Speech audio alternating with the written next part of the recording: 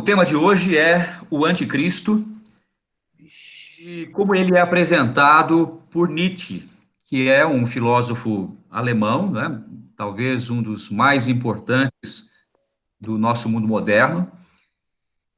E vamos falar dessa oposição. Se nós dissemos na semana passada que a ideia de Cristo foi uma ideia revolucionária, o que é essa ideia? Por que a mensagem de Jesus foi tão impactante? Por que ela chegou a ser um fator transformador que, apesar de perseguida, essa mensagem, apesar de ser os seus defensores vítimas de perseguição, de tortura, de aprisionamento, de morte, foi uma mensagem que sustentou-se durante séculos até finalmente conquistar o Império Romano inteiro, tornar-se dominante no mundo ocidental e nos influenciar até hoje. O cerne, qual é a novidade dessa mensagem? Se nós identificarmos isso, nós vamos estarmos mais habilitados, mais capacitados para compreender o seu oposto, o anticristo. Nós vamos estudar esse termo não no sentido bíblico da palavra, inicialmente, não. A palavra anticristo é uma palavra de origem bíblica, ela aparece apenas 4 vezes na Bíblia, todas elas em escritos do apóstolo João, nas cartas de João, na primeira carta, na segunda carta de João, em que ele usa esse termo anticristo. É uma palavra grega, né? Anti é um sufixo, um prefixo que significa contrário, oposto, né? Oposto a Cristo. Um dos textos usados por João, escritos por João, é esse que eu projeto agora. Na primeira carta que ele escreve, ele diz assim: este é o anticristo, aquele que nega o Pai e o Filho. Então, a negação do Pai, e ele está se referindo aí, ao falar de Filho, ele está se referindo a Jesus, né, o Filho de Deus. Essa negação do Pai e do Filho é o que caracteriza o anticristo. Mas o que é negar? O que implica essa negação? Quando nós iniciamos, falamos que vamos discutir isso no contexto do que Nietzsche menciona, fala, escreveu abundantemente sobre o assunto. Nietzsche foi um filósofo alemão, aliás, ele foi filho de uma pessoa que era cristã. Os seus avós, de ambas as partes, o avô materno e o avô paterno, o avô materno e paterno, eram pastores luteranos, portanto, pregadores da mensagem de Cristo, né? E esse indivíduo, aos 18, um pouco antes, ele foi para ensino superior, começou a ler alguns filósofos, se desencantou com o cristianismo, ele próprio, que tinha a intenção de ser também um pastor, um ministro da igreja luterana, ele se desencantou com o cristianismo, começou a ler cada vez mais livros de filosofia. Um de seus professores, percebendo a sua habilidade, a sua inteligência incomuns, especialmente com línguas, ele era uma pessoa que tinha uma facilidade muito grande em aprender novos idiomas. Um de seus professores o incentivou a tornar-se um filólogo. E ele abandonou o seminário inicialmente, depois abandonou os seus estudos de filosofia e teologia para dedicar-se à filologia. Mais tarde, ele voltou a estudar filosofia, e vamos falar um pouquinho dos seus pensamentos mais à frente. Mas aos 18 anos, ele, ao se desencantar com o cristianismo, que era uma herança que ele havia recebido dos seus avós e de seus pais, ele adotou uma vida devassa, eventualmente foi acometido de sífilis e sofreu a vida inteira com as consequências dessa doença. Ele tinha fortes dores de cabeça, dores no estômago, mal-estar geral, e acabou nos seus anos de vida demente, totalmente louco. Morreu jovem ainda, aos 50. De Nietzsche Foi essa vida de mudanças radicais de um jovem cristão para um jovem ateu, de um estudante de teologia para um pregador anticristão. E ele escreveu muito sobre o cristianismo. E ele escreveu um dos seus livros que tem por título O Anticristo, curiosamente. É daí que nós estamos tirando o título da palestra de hoje. Estudar como é que Nietzsche percebeu o oposto do que seria o cristianismo. Qual é o oposto do cristianismo na percepção de Nietzsche? Ele muito bem caracteriza a essência do cristianismo e nos ajuda, desse modo, a caracterizar o que é o oposto à mensagem cristã. Nós vamos começar, então, o nosso passeio de hoje no norte de Israel, uma cidade, uma ruína do período romano, chamado Bânias. Esse local paradisíaco é uma das fontes do Rio Jordão. Existem outras duas fontes. Esse local fica praticamente ao pé do Monte Hermon, já na divisa ali com a Síria, no norte de Israel. É um lugar muito bonito, aprazível, de clima ameno, contrastando com a região toda. E foi ali que um dos filhos de Herodes, do rei Herodes, nós já falamos algumas vezes aqui, foi ali que o herdeiro de Herodes construiu a capital do território que ele passou a dominar, construída por Felipe, filho de Herodes, nessa região ao norte. E nesse local, o texto do Evangelho de Mateus diz o seguinte: chegando Jesus às partes de Cesareia de Filipe, interrompeu os seus discípulos, dizendo: quem dizem os homens ser o filho do homem?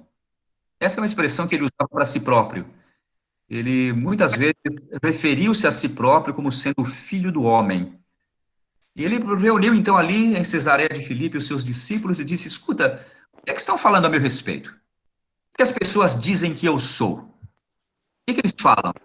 O que eles dizem ser o filho do homem? E os discípulos responderam: olha, alguns dizem que você é João Batista, outros dizem que é Elias, outros dizem que é Jeremias, ou então um outro profeta qualquer. Então Jesus voltou-se para eles e disse: mas e vocês? O que é que vocês dizem que eu sou? E Simão Pedro, voltando-se para Jesus, disse: tu és o Cristo, o Filho do Deus vivo. Vocês devem lembrar-se que nós fizemos menção disso em encontros passados, que o nome Cristo não é um nome hoje, né? Nós o usamos como sendo um nome próprio. Mas naquela época, Cristo era um título. A palavra Cristo vem do grego, que significa ungido, e que é uma tradução do hebraico Messias, que significa também ungido. Então a resposta de Pedro foi: tu és o ungido, o filho do Deus vivo. Porque ungido era o termo utilizado no Antigo Testamento, nos profetas bíblicos, né, para se referir àquela pessoa que um dia viria, que seria o libertador, o salvador de Israel, o Messias, né, o ungido viria, o ungido de Deus. E eles disseram para Jesus: nós cremos que tu és essa pessoa, o ungido prometido por Deus. Curiosamente, a reação de Jesus não foi de negação. Uma vez perguntaram para João Batista se ele era o Cristo. Estavam admirados com o que ele fazia, com o que ele falava, com o seu ministério. Perguntaram para ele: tu és o Cristo? Ele disse: não, eu só sou aquele que prepara o caminho, né? Aqui aplana as veredas. Quem vem depois de mim é que é ele. Eu não sou digno nem de desatar as amarras da sua sandália. Mas Jesus não teve essa reação. Olhem a reação que Jesus teve quando perguntaram se ele era o Cristo. Jesus respondeu e lhes disse: Bem-aventurado és tu, Simão Bar-Jonas, porque não te revelou a carne e o sangue, mas o meu Pai que está nos céus. Em outras palavras, a sua convicção de que eu sou o Cristo foi inspirada por Deus. Ele estava, desse modo, admitindo que ele, Jesus, era o Cristo prometido. Ele nunca escondeu isso. Isso acontece algumas vezes ao longo do seu ministério e está registrado nos evangelhos. Em Jerusalém, houve um outro episódio. Desta vez, Jesus estava já com um grupo maior de pessoas nas imediações do templo, e Jesus estava discursando, né, pregando, falando da sua missão, da sua mensagem, e ele disse o seguinte: eu sou a luz do mundo. Quem me segue não andará em trevas, mas terá a luz da vida. E os fariseus, os líderes judaicos, se incomodaram com essa mensagem dele. Vós sois deste mundo, mas eu não sou deste mundo. Então, os líderes judaicos, fariseus, sacerdotes, levitas, incomodados com essa fala de Jesus, perguntaram para ele: quem és tu? E ele respondeu: eu sou isso mesmo que já desde o princípio vos disse. Em verdade vos digo, e se alguém guardar a minha palavra, nunca verá a morte. Abraão, o vosso pai, exultou por ver o meu dia, e viu-o, e alegrou-se. Ele faz referência ao patriarca Abraão, como se Abraão, lá, muitos e muitos séculos atrás, ainda não tens 50 anos e viste Abraão? E disse-lhes Jesus.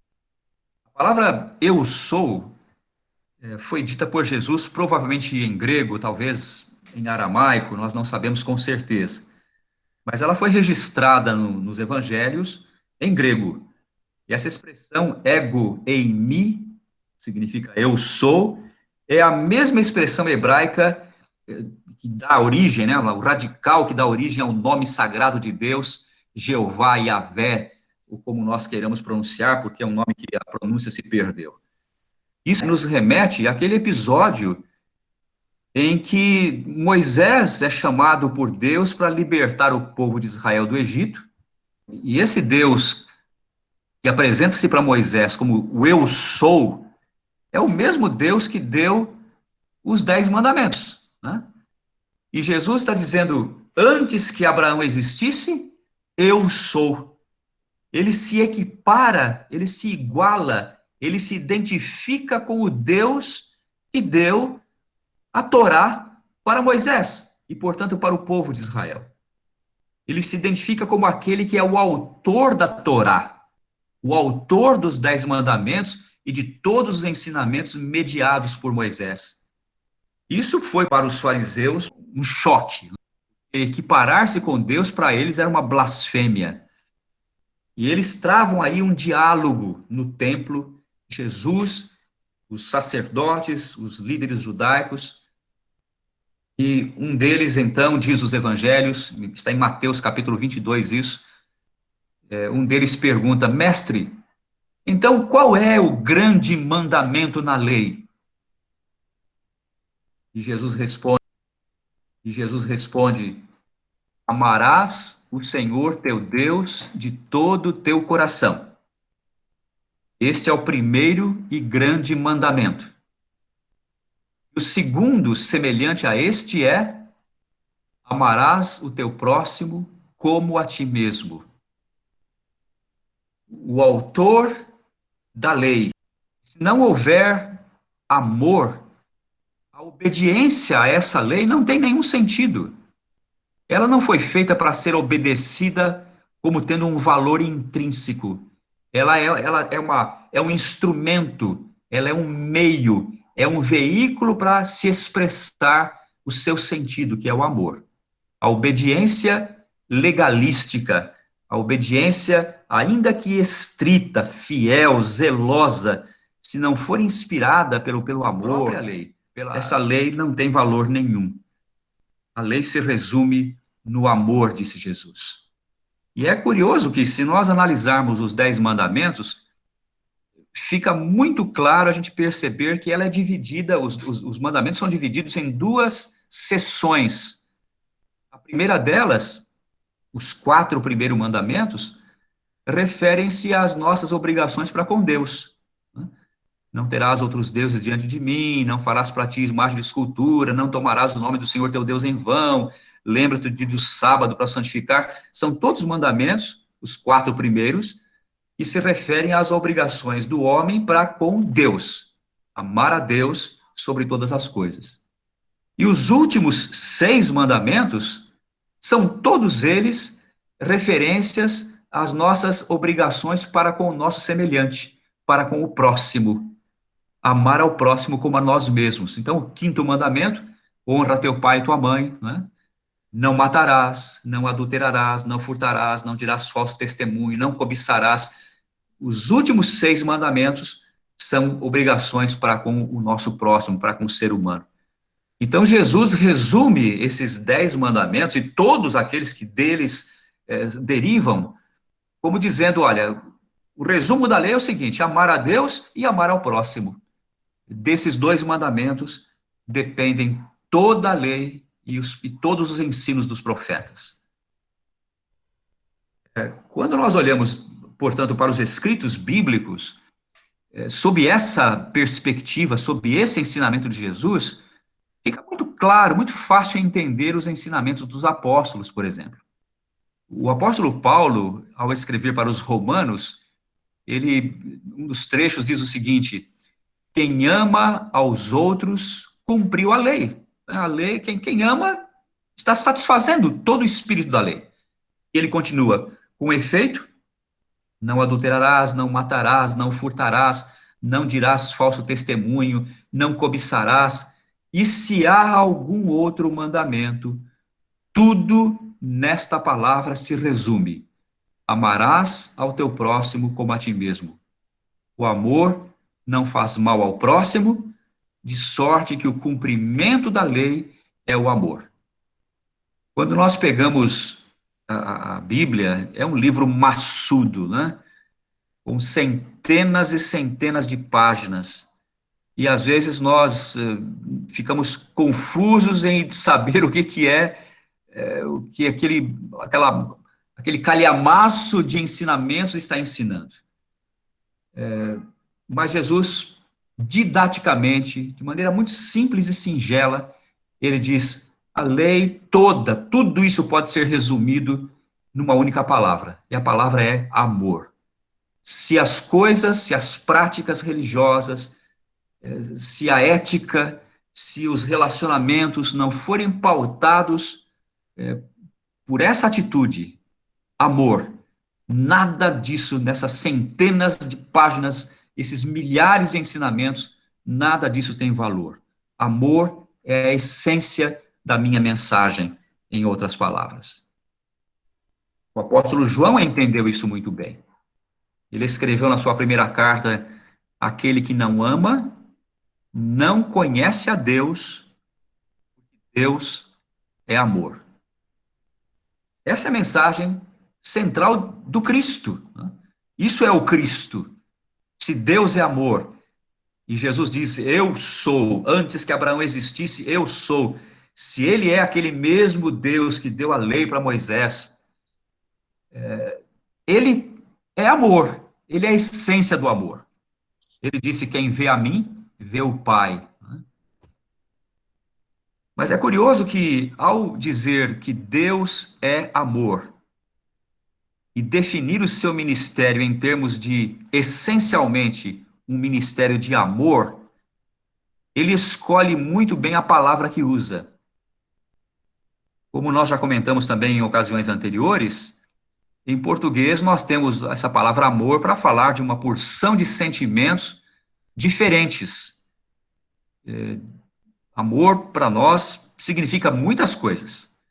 Mas os gregos, eles distinguiam com palavras diferentes, sentimentos diferentes, atitudes diferentes. Por exemplo, o grego usava a palavra storge para falar do amor familiar. Quando eles queriam falar do amor entre parentes, desse afeto que une pessoas de uma mesma família, eles preferiam usar essa palavra storge. Esse é o amor familiar.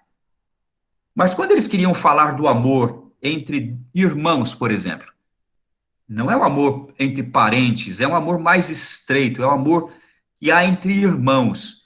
Usava-se a palavra filia, que significa o amor fraternal, é o amor entre irmãos, né? A palavra já não é estorgue, é a palavra filia. Quando eles queriam falar do amor que existe entre um homem e uma mulher, o amor carnal, o amor sexual, o amor físico, eles não usavam estorgue, eles não usavam filia, a palavra era eros, e daí vem a palavra erótico, né? Eros era o amor sexual.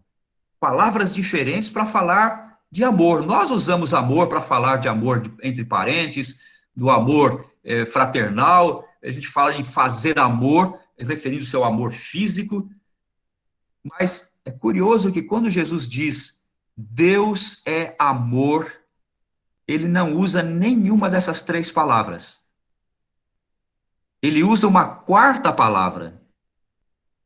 Notem que as três primeiras, elas são palavras que se referem a uma reação que nós temos a estímulos externos. Quando eu estou com um parente que me dá prazer, porque há um vínculo histórico, um vínculo talvez até de interesse econômico, um vínculo de satisfação pelas coisas boas que essa pessoa me traz, eu reajo de maneira agradável, e eu chamo isso de amor. É uma reação natural, até instintiva. A mesma coisa acontece com um irmão meu, uma irmã minha, né? E em Eros não é diferente. O que é Eros? É uma reação a um estímulo que me dá prazer. Essas três palavras iniciais, elas são palavras que falam de reações a uma realidade. Se a realidade muda, essas atitudes, esses sentimentos mudam também. Se o parente não me dá prazer, eu não vou sentir estorguer por ele. Se um irmão meu não me dá prazer, eu não vou sentir filia por ele. E se o meu parceiro, a minha parceira, não me dá prazer, eu não vou dizer que tenho eros por ele. São amores que dependem da gratificação que eu recebo, do benefício que eu derivo desse relacionamento. A palavra usada por Jesus, porém, ela não tem nada a ver com reação. É a palavra ágape. Essa palavra também é traduzida por amor, mas refere-se a um amor incondicional. Ele não depende das circunstâncias externas. É algo que eu desenvolvo dentro de mim por decisão. Eu escolho amar, independente da circunstância. Por isso, ele é fruto, pode-se dizer, fruto de uma decisão. Ele não reage, ele age, ele é proativo. Ele é um amor em que você decide amar. Até aquilo que não é amável, até aquilo que não dá prazer. É por isso que Jesus, ao falar, por exemplo, do inimigo, ele disse para os seus discípulos: olhe, vocês devem amar os seus inimigos. Qual palavra que ele usou para falar disso? A palavra ágape novamente. Ele não usou amor, filia. Ele não disse, ame os seus amigos como você ama um irmão seu, a sua irmã. Ele não disse, você tem que ter para o seu inimigo eros. De modo nenhum. Ele usou a palavra ágape, que não depende de prazer, não depende de satisfação. Ágape é a decisão de fazer o bem para a pessoa, de ajudar essa pessoa, de promover o seu bem-estar, independentemente de ela reagir de maneira favorável para mim, independentemente de ela me retribuir.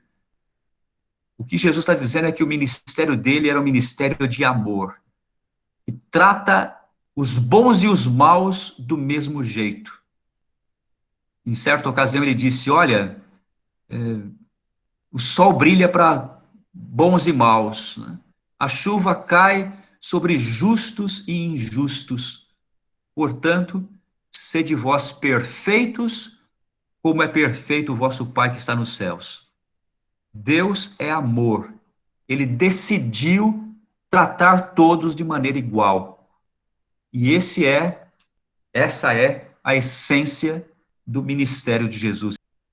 Então, quando nós entendemos que Cristo é essencialmente amor, o que seria o anticristo? Qual é o oposto do amor? Algumas pessoas inadvertidamente pensam que o oposto do amor é o ódio. Mas não é. Eu não creio que seja. Porque o ódio ainda está interessado na outra pessoa, né? A gente odeia alguém porque aquela pessoa ainda é importante em nossa vida. O amor ressalta a importância da pessoa de um jeito positivo. O ódio continua ressaltando a importância daquela pessoa de um jeito negativo. Mas o outro continua sendo importante. O oposto do amor não é, portanto, o ódio, porque os dois tornam o outro importante. O oposto do amor é a indiferença pelo outro. Se o amor torna o outro muito, muito importante, tão importante quanto eu, o oposto do amor é a negação do outro. É a total indiferença pelo seu bem-estar. É a total indiferença pelo seu destino, pelo seu futuro, pela sua dor, pela sua necessidade. Total indiferença. Isso é o contrário do amor, porque aniquila a existência do outro. O que é o oposto do amor? Nietzsche captou muito bem essa questão.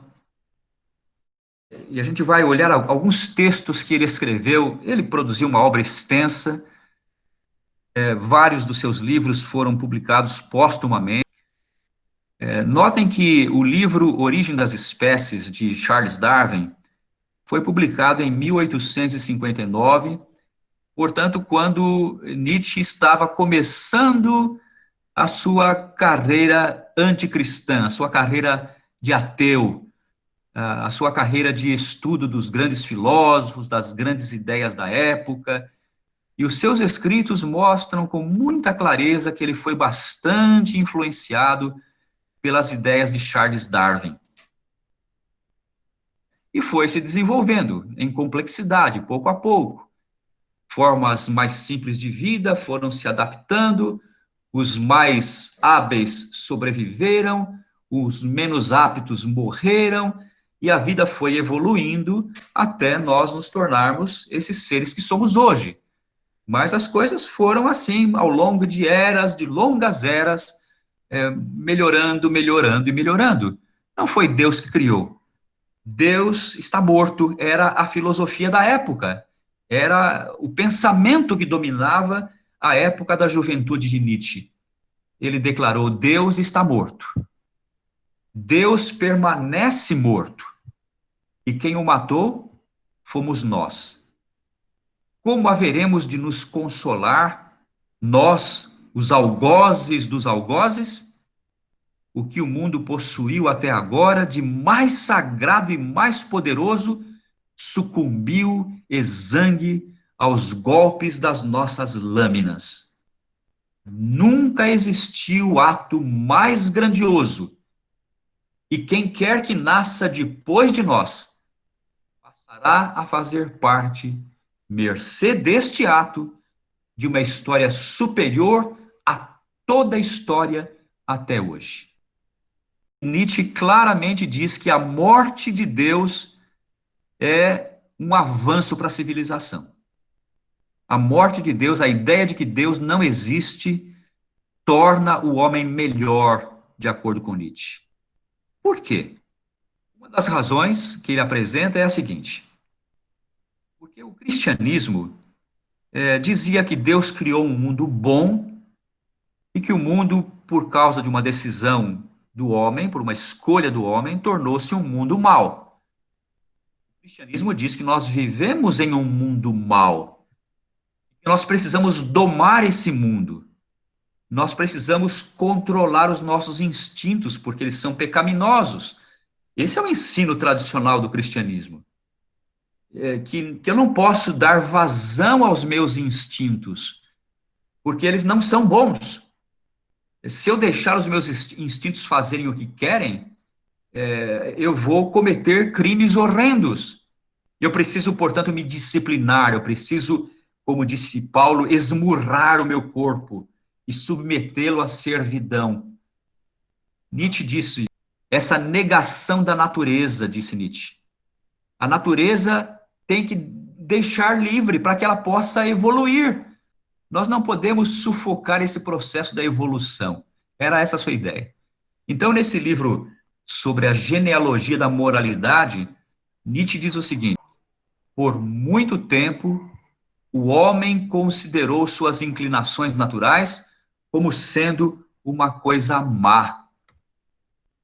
Esse ódio de tudo que é humano, de tudo que é animal, e mais ainda, de tudo que é matéria, esse horror dos sentidos, esse temor da felicidade e da beleza, tudo isso significa vontade de aniquilamento, hostilidade à vida, recusa em se admitir as condições fundamentais da própria vida.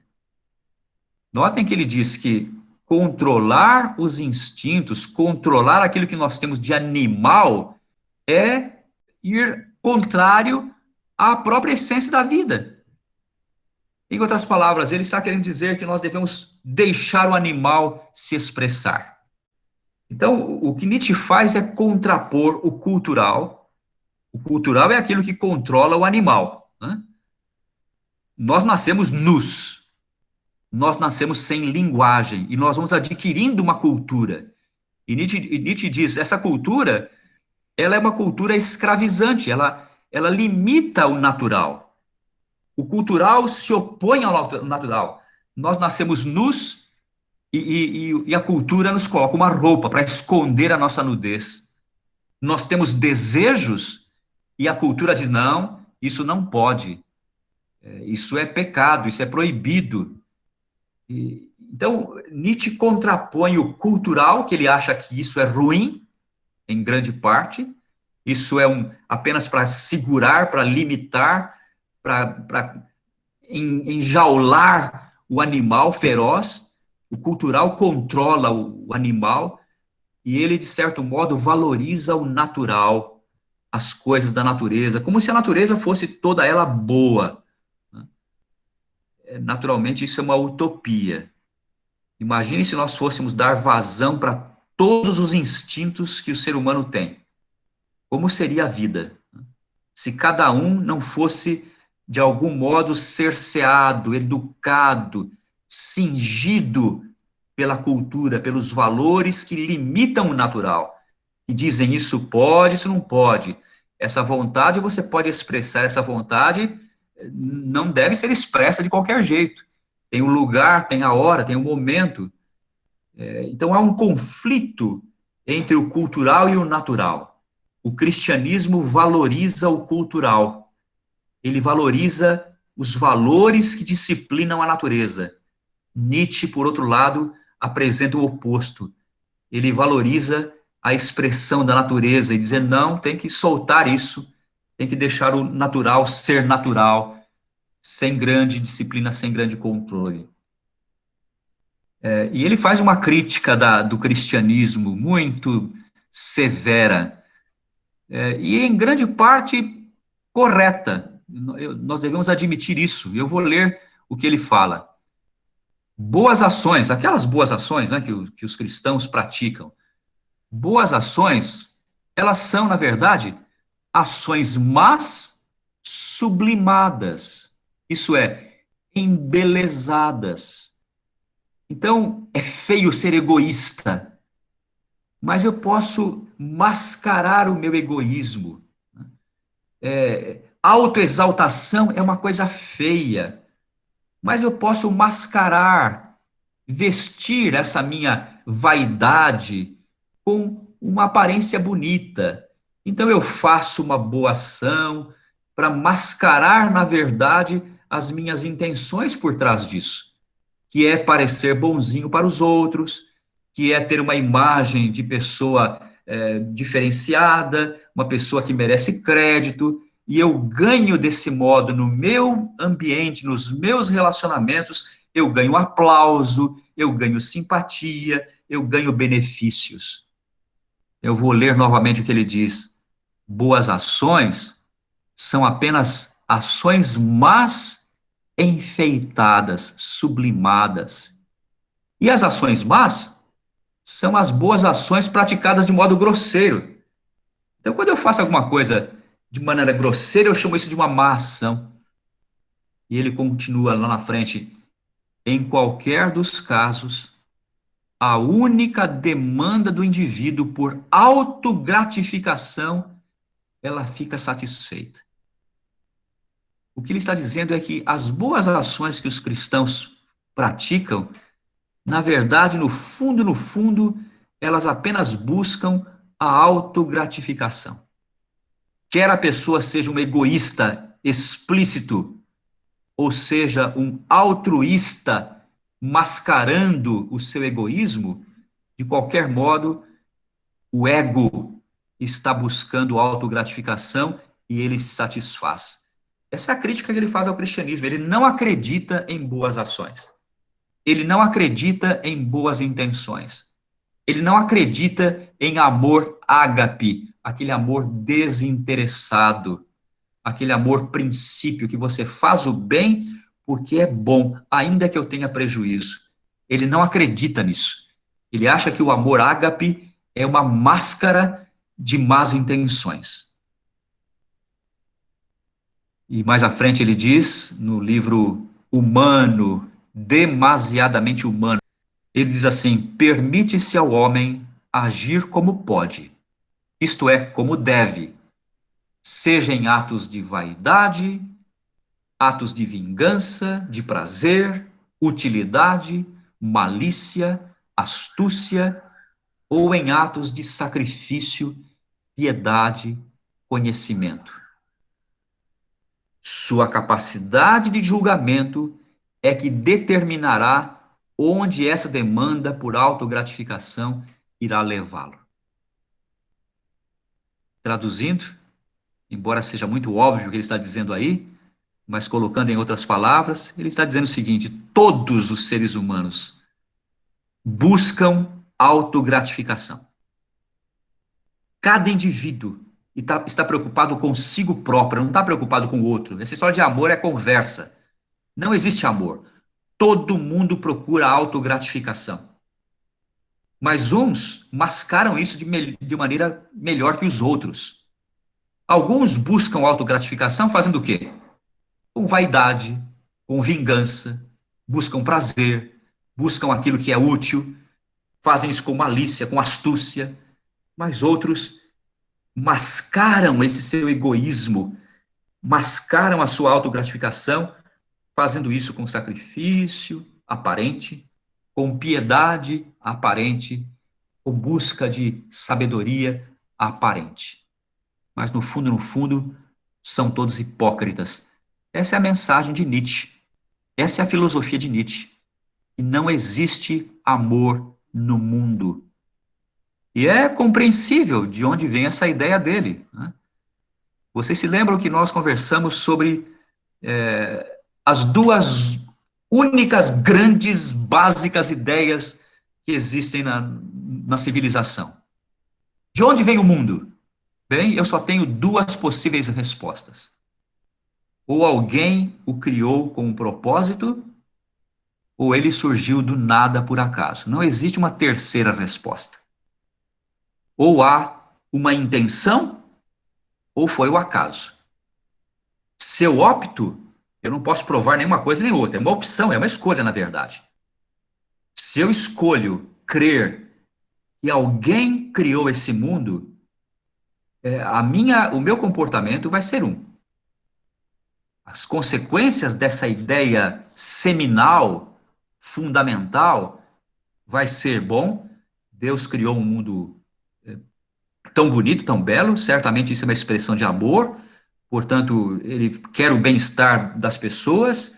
Eu fui criado por ele, mas os outros também foram criados por ele, então nós somos todos irmãos, e se ele nos criou como irmãos, nós devemos nos tratar com o mesmo espírito do nosso Pai, com o mesmo espírito de fraternidade, de amor, de consideração, de respeito.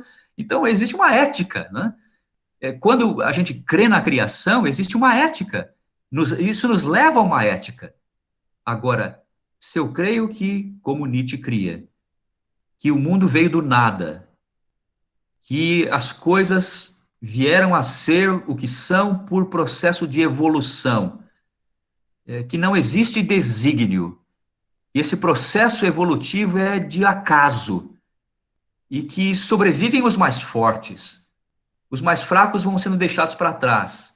Os mais fortes se cruzam e geram as novas gerações que vão sendo cada vez melhores. Se eu creio nisso, qual será a minha ética? Nós já conversamos sobre isso também em outro contexto. É a ética do vale tudo. O outro não vale nada, porque se eu vim do acaso, eu não sou nada, o outro também veio do acaso e não vale nada. Então, eu não tenho necessidade de satisfazer o outro. O que eu busco é apenas a minha autogratificação. E essa palavra é muito importante na filosofia de Nietzsche. Então, nós temos aí dois opostos, né? Duas ideias fundamentais, totalmente antagônicas. Uma que diz o amor existe e a outra que diz o egoísmo é a única realidade. Não existe amor. Em outro contexto, Nietzsche contrapõe as ideias metafísicas, portanto, as ideias que, os conceitos de que exista um mundo que não seja o mundo dos sentidos.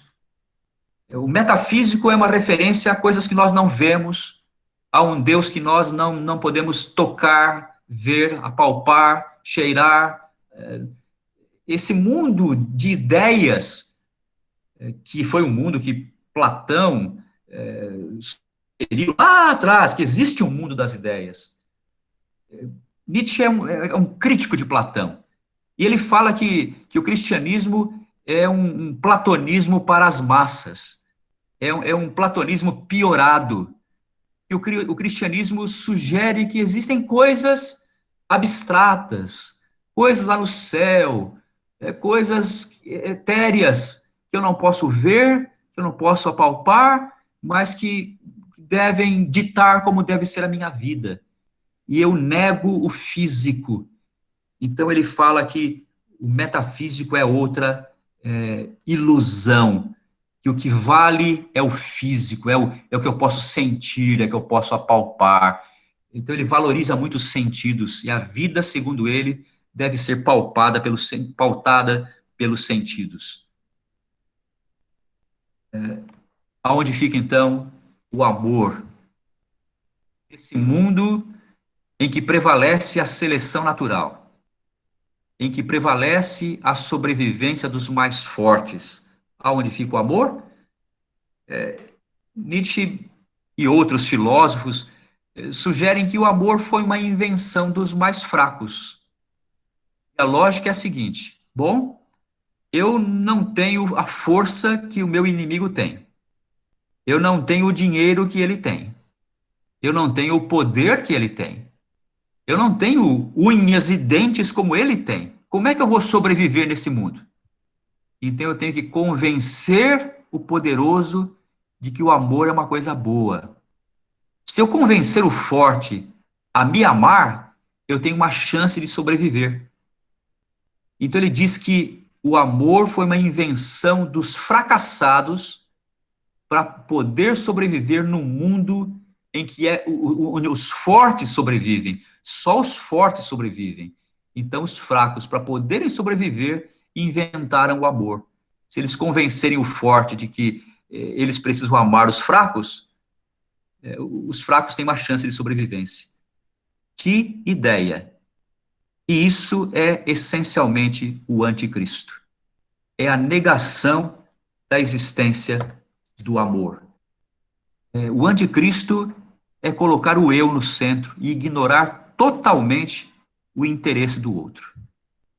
Como eu disse inicialmente, são dois complexos ideológicos cujos fundamentos não podem ser provados. Eu não posso provar que Deus existe e nem posso provar que Deus não existe. Se eu quero crer em Deus, eu tenho que escolher essa crença em Deus e ver quais são as evidências que existem que mais favorecem essa ideia. Ou, de repente, eu concluo que o peso das evidências está do outro lado e que Deus não existe. Mas eu tenho que escolher, pesar as evidências e escolher o que importa na vida para mim. O que eu vou escolher como importante na vida para mim?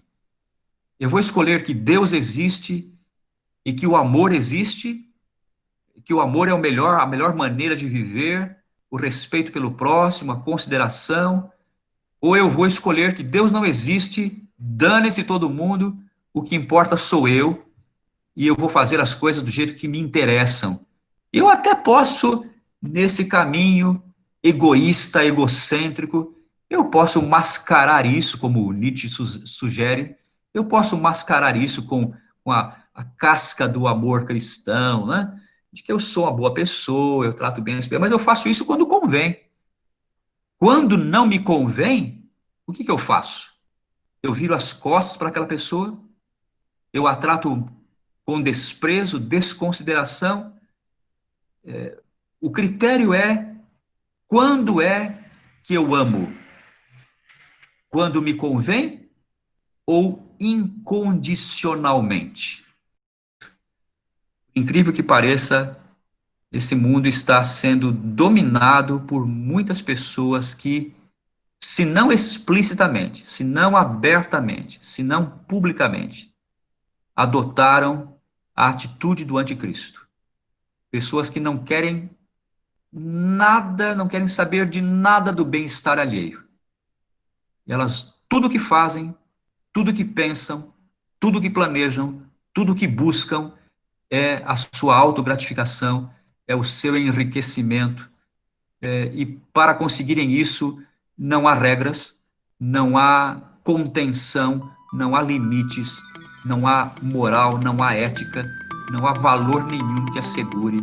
São pessoas que dão vazão aos instintos, dão vazão ao eu, totalmente libertas e com isso escravizam a todos os que estão ao seu redor. Isso é o anticristo.